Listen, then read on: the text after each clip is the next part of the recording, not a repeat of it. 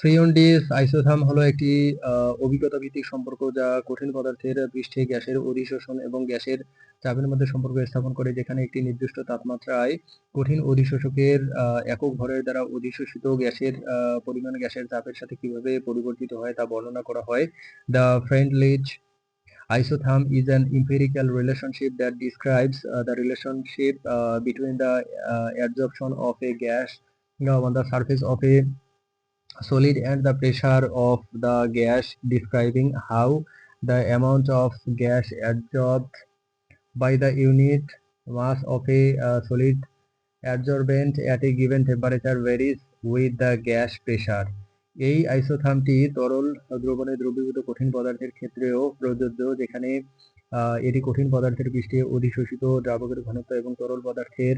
দ্রাবকের ঘনত্বের মধ্যে সম্পর্ক স্থাপন করে। This isotherm is also applicable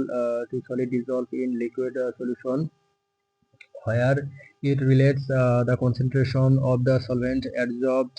on the surface of the solid to the concentration of the solvent in the liquid phase. Freundlich isotherm অনুসারে অধিশোষণের পরিমাণ প্রথমে দ্রুত বৃদ্ধি পায়, কিন্তু চাপের বৃদ্ধির সাথে সাথে এই বৃদ্ধির হার কমতে থাকে, যা নির্দেশ করে যে পৃষ্ঠের সক্রিয় স্থানগুলো পূরণ হয়ে গেলে অতিরিক্ত অণুগুলোর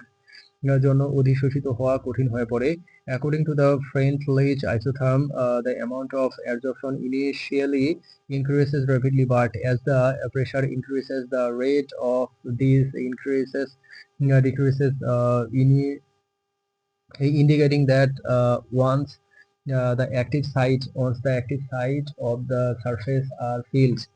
it becomes difficult for additional molecules to be adsorbed. এই মডেলটি লংমুয়ের আইসোথার্মের মতো নয়, কারণ এটি ধরে নেয় না যে পৃষ্ঠটি একজাতীয় এবং সমস্ত অধিশোষণ স্থান সমান, এবং বরং এটি বিভিন্ন শক্তির স্থানগুলির সাথে একটি ভিন্নধর্মী পৃষ্ঠকে বিবেচনা করে। This model is not like the Longmuir isotherm because it does not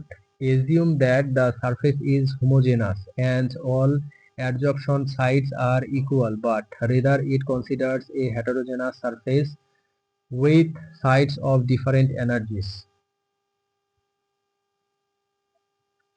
গাণিতিকভাবে ফ্রেন্ডলিচ আইসোথার্মকে x/m = k into p to the power 1/n হিসেবে প্রকাশ করা হয়, যেখানে x হলো অধিশোষিত ভরের গ্যাসের ভর, m হলো অধিশোষকের ভর, p হলো গ্যাসের চাপ এবং k ও n হলো ধ্রুবক যা অধিশোষক এবং অধিশোষিতের প্রকৃতির উপর নির্ভর করে।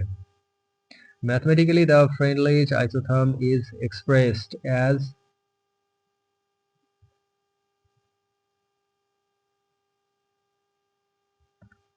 k into p to the power 1/n, where x is the mass of gas adsorbed, m is the mass of adsorbent, p is the pressure of the gas, and k and n are constant that depends on the nature of the adsorbent and the adsorbate.